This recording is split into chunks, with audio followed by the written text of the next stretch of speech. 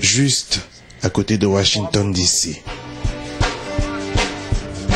I wanna clap my hands louder than before. I wanna sing a little louder than before. I wanna jump higher than before.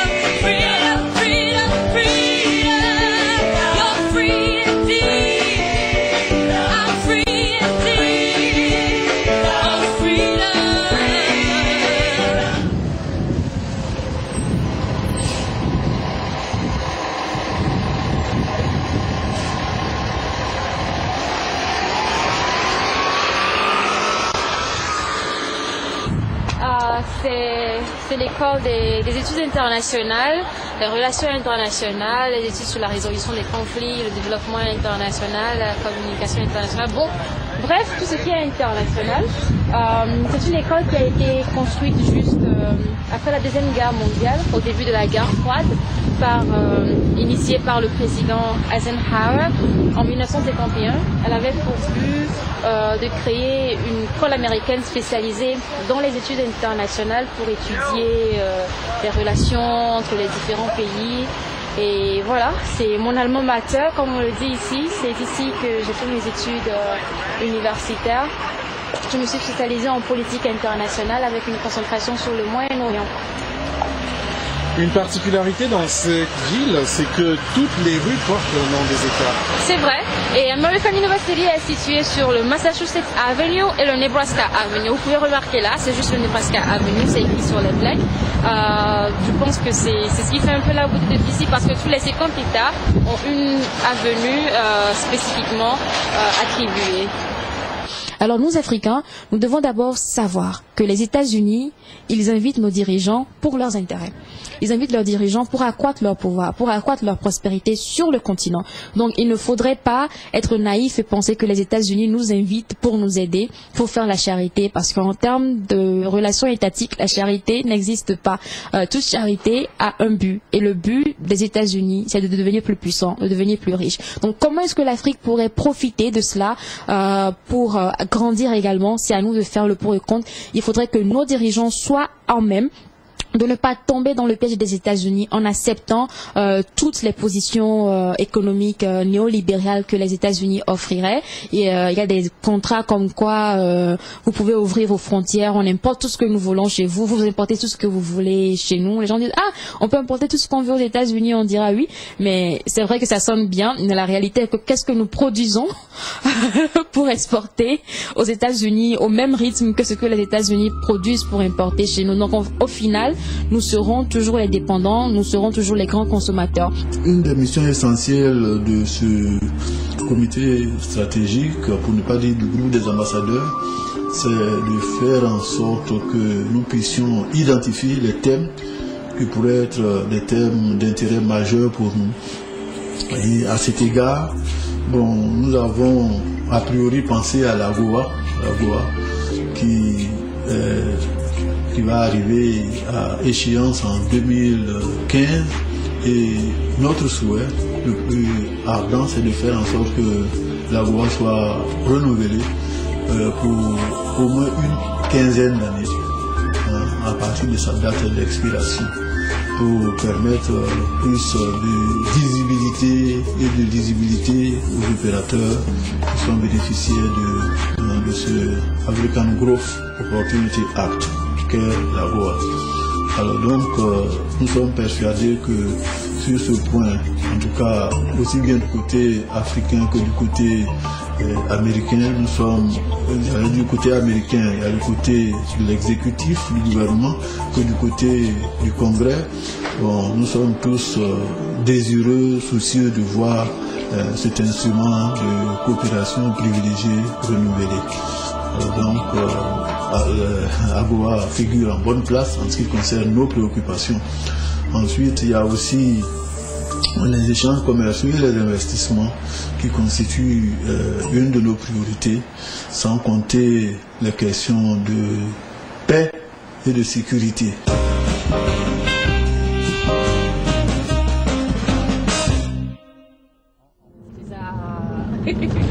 Ça c'est la Tunisie, ça c'est le Togo. Et puis à côté là, ça c'est quoi? Je pense que c'est l'Algérie. Non, non, Kenya. Non, oh quand même, donc ça n'est pas Kenya, c'est l'Algérie. Non, il y a un drapeau vert, noir, tu vois le drapeau du Kenya là? Non, le drapeau du Kenya, il y a un dessin à l'intérieur, comme les traits des Maasai. Ah, mais ça c'est qui ça? Ça c'est pas le Togo. C'est Malawi? Je ne sais plus. C'est quoi ça? Ça c'est Cameroun et Togo, Bénin. Non, tu sais montrer le Togo, c'est le Cameroun ou le Bénin? Non, c'est sur le voisin. Le Cameroun, c'est où? On va le dépasser.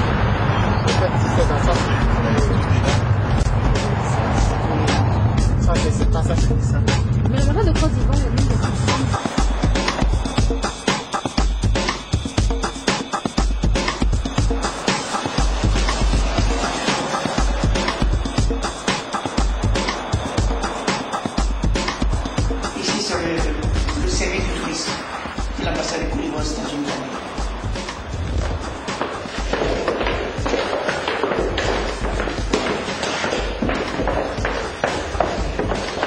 La directrice n'est pas là, mais l'assistante est là.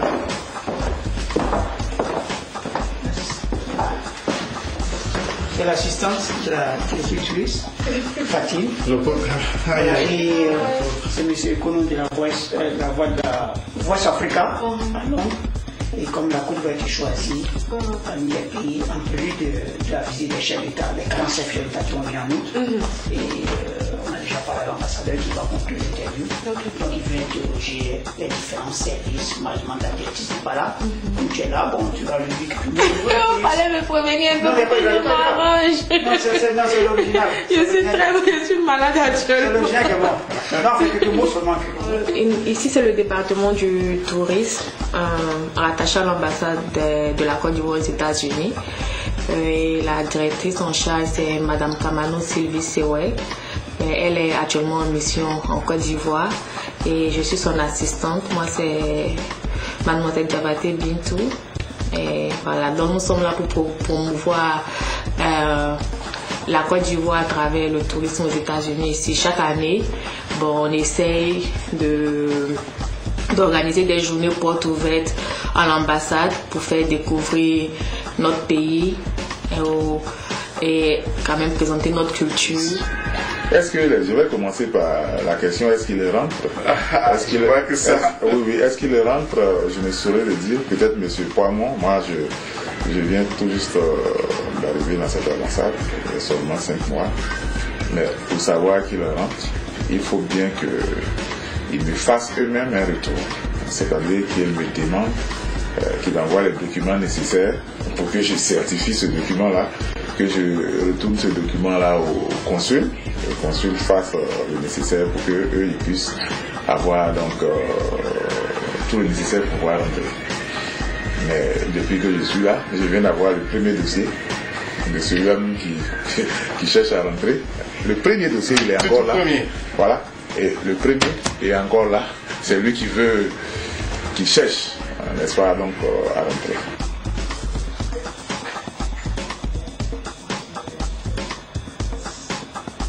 Et quel est le travail d'un consul en général?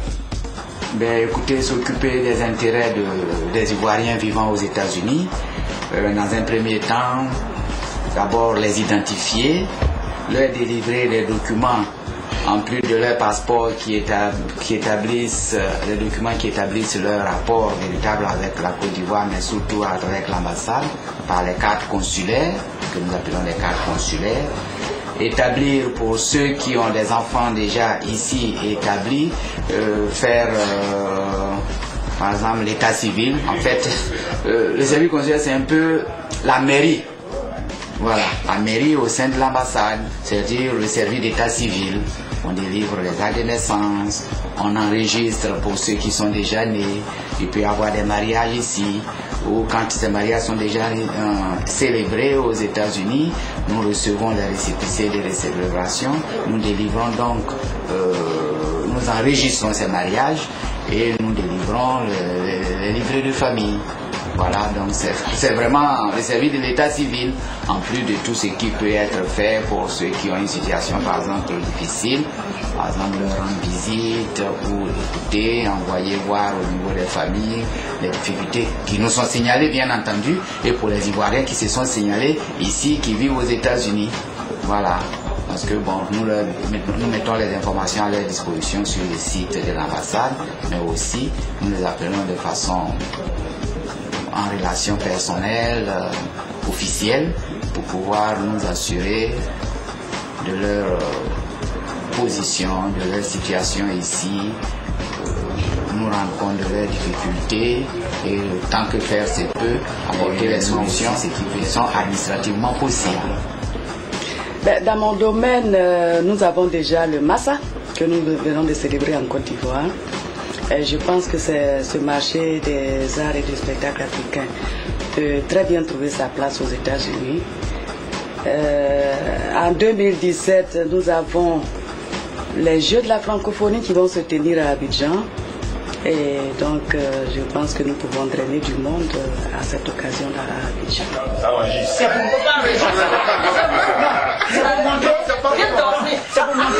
C'est pour montrer la vitalité de ce. Voilà, c'est ça.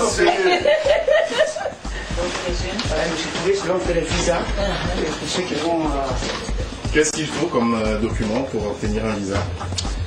Pour pouvoir faire un visa, il faut 2 photos d'identité, la réservation du billet, le vaccin contre la fièvre jaune, le passeport lui-même qui a un coût de validité d'au moins 6 mois, et puis les frais. Les frais, ça dépend du type de passeport, et pour le visa, pour les passeports français, ça dépend du type aussi de combien de temps la personne va faire en Côte d'Ivoire le séjour. Alors ici c'est la première porte d'entrée en Côte d'Ivoire. Quels sont les profils qui vont souvent, les profils américains qui vont à Abidjan? Ok, depuis un certain moment, c'est-à-dire depuis que nous sommes rétablis, la Côte d'Ivoire s'est positionnée. On a vu qu'il y a beaucoup de hommes d'affaires qui se dirigent vers la Côte d'Ivoire. Les politiciens aussi y vont, et puis la Banque mondiale, le FMI, en tout cas il y a beaucoup de départs vers la Côte d'Ivoire.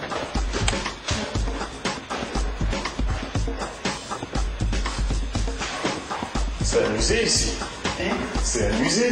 Oui, mais c'est la direction du tourisme, elle est assez pointue sur tout. Hein?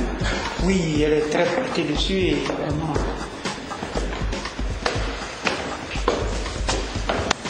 Après, le point concernant les échanges commerciaux et les investissements, nous avons aussi parlé du problème de l'énergie, parce que à l'occasion de sa visite en Afrique, le président Obama, l'année dernière, avait parlé de son programme Power Africa, qui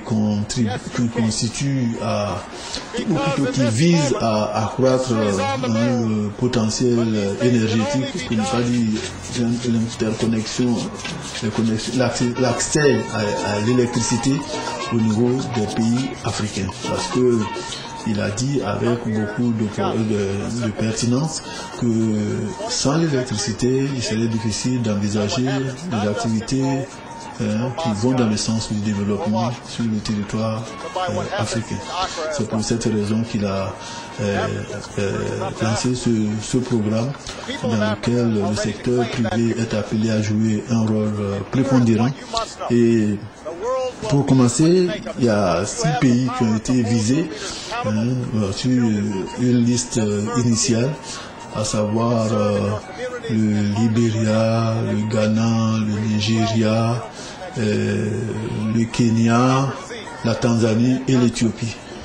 Bon, pour notre part, nous, Afrique de l'Ouest, moi, dans nos interventions, j'ai toujours plaidé pour notre sous-région, en ce sens que je leur ai toujours dit qu'il existe en Afrique de l'Ouest un projet qui part de la Côte d'Ivoire, un projet d'interconnexion énergétique qui part de la Côte d'Ivoire et qui, à partir de la Côte d'Ivoire, devrait prendre en compte le Ghana, le Togo, le Burkina, le Mali, la Guinée, le Libéria et la Sierra Leone. Naturellement, il y a d'autres projets, le projet IEL, qui concerne la jeunesse, comment on appelle ça, les jeunes qui doivent être le leadership au niveau de la jeunesse.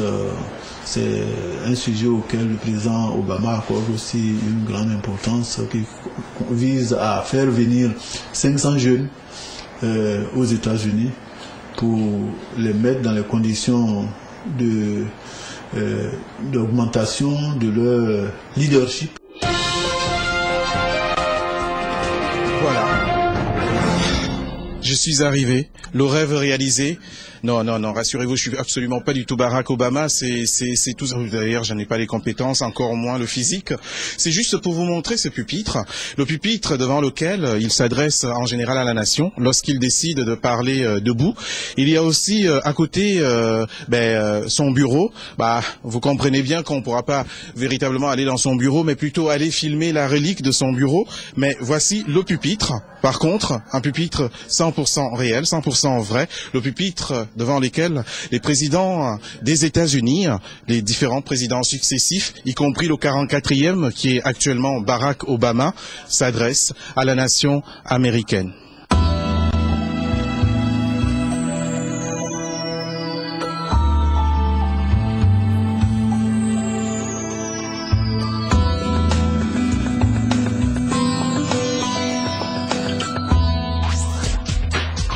Alors vous l'avez compris, ce n'est absolument pas du tout le vrai bureau du président des États-Unis.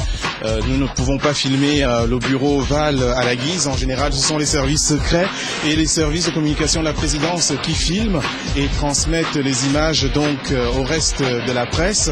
Là, c'est une réplique identique, une réplique exacte de son bureau, comme vous pouvez le voir.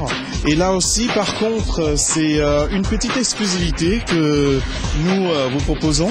C'est l'invitation à l'investiture du président Obama ainsi que son vice-président Joe Biden. Comme vous pouvez le voir, c'est vrai de vrai. Et donc, on a voulu montrer parce que c'est vraiment le symbole fort des États-Unis, parce que c'est dans un bureau exact et réplique comme ça que se prennent les grandes décisions, des décisions qui influencent parfois la nation et même le monde entier. Remarque. Obama et Mandela nous ont donné de la fierté en tant qu'Africains. Pour moi, quand on analyse les affaires du monde, il faut mettre ces deux événements ensemble et puis il faut voir l'effet que cela a sur les consciences des gens. Ici, quand on marche, bon, en tout cas, on sait que comme il y a une façon, les gens nous regardent d'une certaine façon. On ne dit pas que Obama a changé les conditions de vie des gens, mais on peut marcher avec un peu plus de dignité parce qu'on sait que c'est le fils d'Africain qui est dans la maison. Maintenant, sur le plan de la politique, Obama, son audace d'espérer est devenue maintenant l'audace de la fourberie et de la tromperie. Parce que tout ce qu'il racontait sur le changement, il n'a même pas pu apporter le changement aux Américains. Il a voulu lutter contre le lobby, il n'a pas pu lutter contre le lobbyisme. Obama a parlé de l'immigration, jusque-là il n'est pas encore capable de passer la loi sur l'immigration. Même le projet de healthcare, l'État devait être impliqué sous la pression des républicains pour pouvoir les accommoder. Il a retiré la disposition selon laquelle l'État devait être impliqué dans la loi sur l'assurance maladie.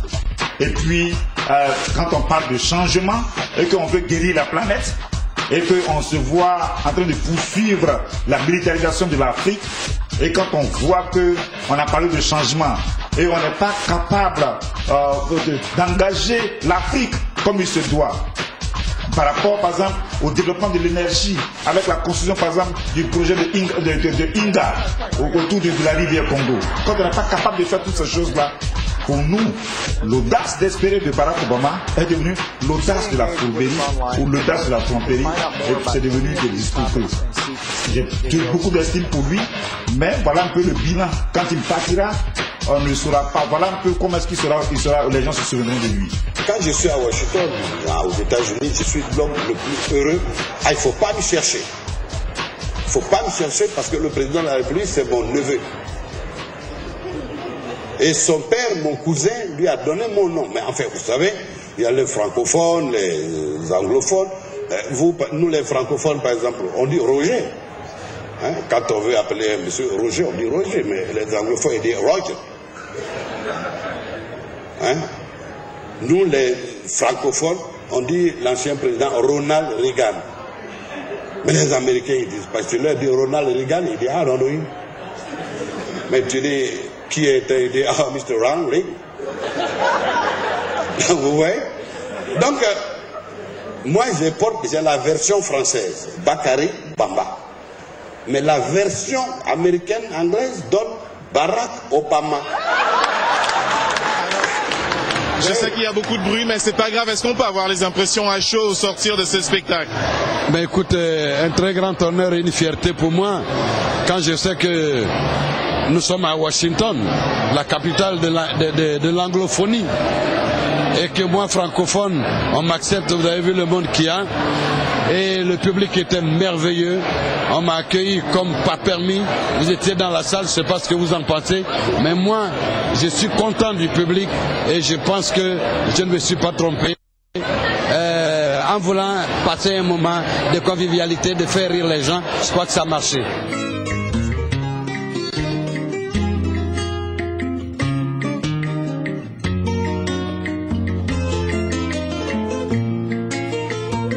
My name is Dosso Kasimou and I'm running for City Council at large next May 2014. Je vais remercier Vox Africa pour l'opportunité de me présenter à tout le monde. Mon nom c'est Dosso Kasimou, je suis originaire de la Côte d'Ivoire et il y a pratiquement 15 ans que je vis aux États-Unis. Je suis candidat au conseil municipal des élections qui vont de 13 mai à Newark, New Jersey. En tant qu'Africain, je pense que les Africains ont beaucoup contribué au développement des États-Unis. Et nous, Africains, la diaspora, ne sommes pas très impliqués dans le système. Et ça fait en sorte qu'on ne peut pas vraiment nous développer politiquement ici. Et puis, bon, être la voix de notre compatriote ici, à la diaspora, et même de notre continent africain. On a étudié ici, on connaît le système politique, on s'est bien lancé là-dedans. Et nous pensons que nous sommes mûrs maintenant pour être à la table où les décisions sont prises. Donc, voici un peu l'enjeu, pourquoi je suis candidat.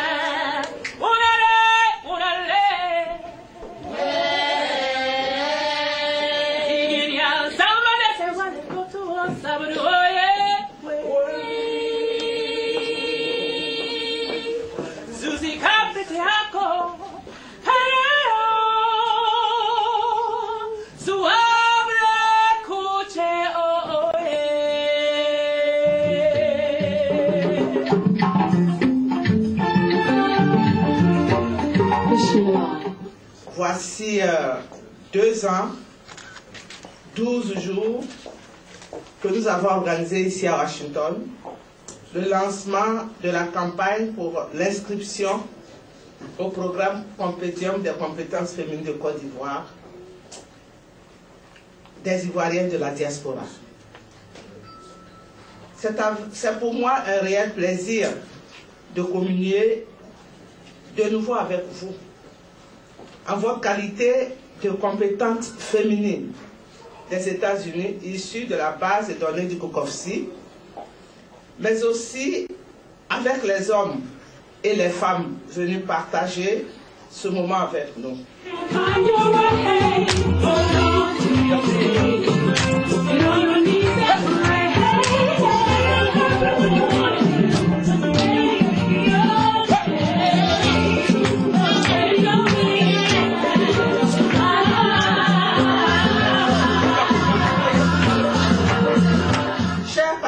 De la presse aux États-Unis. Il y a le Banco.net qui est là. Je crois qu'il y a Vox Africa aussi qui est là. Je voudrais d'abord vous dire merci pour votre présence et compter sur vous pour partager les résultats de cette activité à tous, comme s'ils étaient présents ici avec nous. Vous les hommes des médias et les journalistes, vous pouvez largement nous appuyer à travers les nouvelles technologies d'information.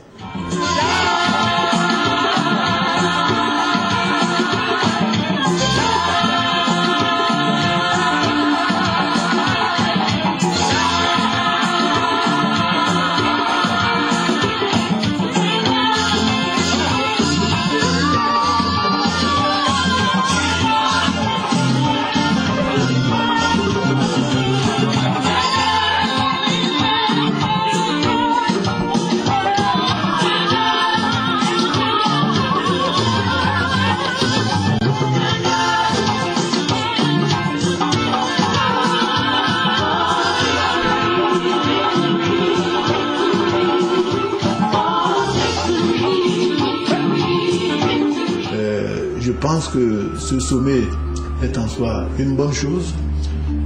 Le sommet, de mon point de vue, aurait dû venir de longue date parce que nous avons eu le privilège de participer à ce qui aurait pu être considéré comme le point de naissance en quelque sorte de ce sommet, puisque en 1991,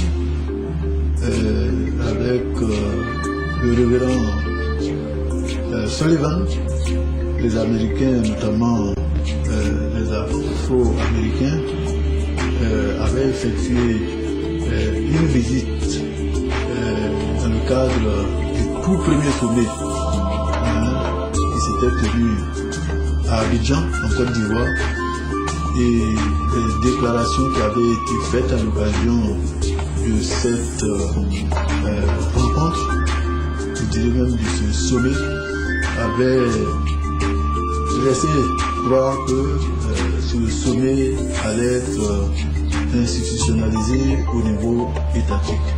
Mais malheureusement, ça n'a pas été institutionnalisé sous la forme que nous voyons aujourd'hui.